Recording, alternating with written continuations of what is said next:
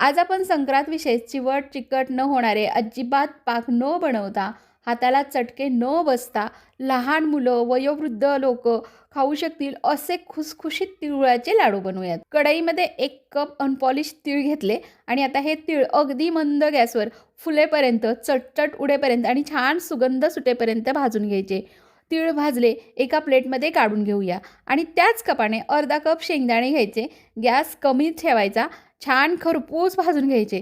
साल तडकायला लागली की थंड होण्यासाठी एका प्लेटमध्ये काढून घेऊयात. तीळ चांगले थंड झाले.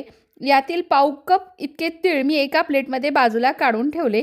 उरलेले तीळ एका मिक्सरच्या भांड्यात घालून जाडसर दळून घ्यायचे. खूप बारीक पावडर नाही बनवायची. शेंगदाणे थंड झाल्यावर साल काढून घेतले. हे सुद्धा मिक्सरमधून जाडसर दळून घ्यायचे. त्याच प्लेटमध्ये काढून घेतले. याप्रमाणेच दळून घ्या. आता कढईमध्ये 1.5 चमचा तूप घातलं. ज्या कपाने तीळ शेंगदाणे घेतले ना, त्याच कपाने 1.5 कप इतका बारीक चिरलेला गूळ घालायचा.